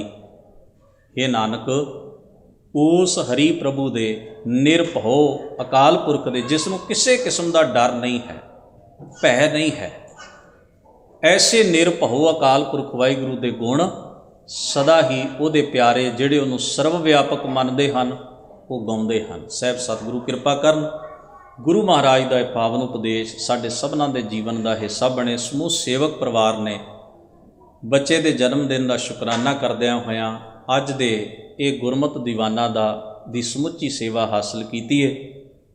ਗੁਰੂ ਬਾਣੀ ਦਾ ਇਹ ਪਾਵਨ ਵਾਕ ਸਦਾ ਹੀ ਚੇਤੇ ਵਿੱਚ ਰੱਖੀਏ। ਅਕਾਲ ਪੁਰਖ ਵਾਹਿਗੁਰੂ ਤੇ ਗੁਰੂ ਦੇ ਸਨਮੁਖ ਅਸੀਂ ਸਾਰੇ ਹੀ ਭਾਵੇਂ ਕਿੰਨੀਆਂ ਕਿੰਨੀਆਂ ਵੀ ਉਮਰਾਂ ਵਾਲੇ ਹੋਈਏ ਇੱਕ ਬੱਚਿਆਂ ਦੇ ਸਮਾਨ ਹਾਂ। ਤੇ ਜੇ ਅਸੀਂ ਇੱਕ ਪਾਇਓ ਬਾਲ ਬੁੱਧ ਸੋਖ ਰੇ, ਸਤਿਗੁਰੂ ਨੇ ਬਾਣੀ ਦੇ ਵਿੱਚ ਕਿਹਾ ਬੱਚੇ ਦੀ ਬੁੱਧੀ ਵਿੱਚ ਬੜਾ ਸੁੱਖ ਹੈ। ਉਹ ਕਿਉਂ ਹੈ? ਉਹਨੂੰ ਕੋਈ ਈਰਖਾ ਨਹੀਂ ਹੁੰਦੀ, ਉਹਦੇ ਅੰਦਰ ਤਾਤ ਪਰਾਈ ਕੋਈ ਨਹੀਂ। ਉਹ ਜਿਹੋ ਜਿਹਾ ਅੰਦਰੋਂ ਉਹੋ ਜਿਹਾ ਹੀ ਬਾਹਰੋਂ। ਜਿਉਂ ਉਮਰ ਲੰਘਦੀ ਹੈ ਨਾ, ਉਹਨੂੰ ਚੁਸਤੀਆਂ ਚਲਾਕੀਆਂ ਦੀ ਪਾਣ ਆਪਾਂ ਹੀ ਚੜਾਉਂਦੇ ਹਾਂ ਰਲ ਮਿਲ। ਜਿਵੇਂ ਸਾਨੂੰ ਅਗਲਿਆਂ ਨੇ ਚੜਾਈ ਅਸੀਂ ਅੱਗੇ ਚੜਾਉਂਦੇ ਹਾਂ। ਉਹ ਸਾਰਾ ਕੁਝ ਅਸੀਂ ਉਹਨੂੰ ਵਿਰਾਸਤ ਵਿੱਚ ਦਿੰਦੇ ਹਾਂ, ਆਪਣਾ ਸੁਭਾਅ ਉਹਦੇ 'ਤੇ ਥੋਪਦੇ ਹਾਂ। ਪਰ ਸਤਿਗੁਰੂ ਨੇ ਕਿਹਾ ਜੇ ਸੁਖੀ ਹੋਣਾ ਚਾਹੁੰਦੇ ਹੋ ਜੀਵਨ ਵਿੱਚ ਤੇ ਉਸ ਬੱਚੇ ਵਰਗਾ ਨਿਸ਼ਕਪਟ ਤੇ ਨਿਰਛਲ ਸੁਭਾਅ ਜਿਹੜਾ ਉਹ ਕਦੇ ਵੀ ਉਹਦਾ ਖਹਿੜਾ ਨਾ ਛੱਡੋ। ਕਬੀਰ ਜੈਸੀ ਉਪਜੀ ਪੇੜ ਤੇ ਜੋ ਤੈਸੀ ਨਿਭੈ ਓੜ, ਹੀਰਾ ਕਿਸਕਾ ਬਾਪੁਰਾ ਪੁੱਜੈ ਨਾ ਰਤਨ ਕਰੋੜ। ਉਹ ਨਿਰਮਲਤਾ, ਉਹ ਨਿਸ਼ਕਪਟ ਤੇ ਨਿਰਛਲ ਸੁਭਾਅ ਜੇ ਸਦਾ ਬਣਿਆ ਰਹੇ ਤੇ ਸਤਿਗੁਰੂ ਕਹਿੰਦੇ ਨੇ ਸਦਾ ਹੀ ਜੀਵਨ ਵਿੱਚ ਸੁੱਖ ਬਣਿਆ ਰਹਿੰਦਾ ਹੈ। ਸਤਿਗੁਰੂ ਸਭਨਾਂ ਦੀ ਹਾਜ਼ਰੀ ਦਰ ਪ੍ਰਵਾਨ ਕਰਨ, ਭੁੱਲ ਚੁੱਕ ਦੀ ਖਿਮਾ ਅਦਬ ਸਹਿਤ ਫਤਿਹ ਸਾਂਝੀ ਕਰੋ। ਵਾਹਿਗੁਰੂ ਜੀ ਕਾ ਖਾਲਸਾ, ਵਾਹਿਗੁਰੂ ਜੀ ਕੀ ਫਤਿਹ।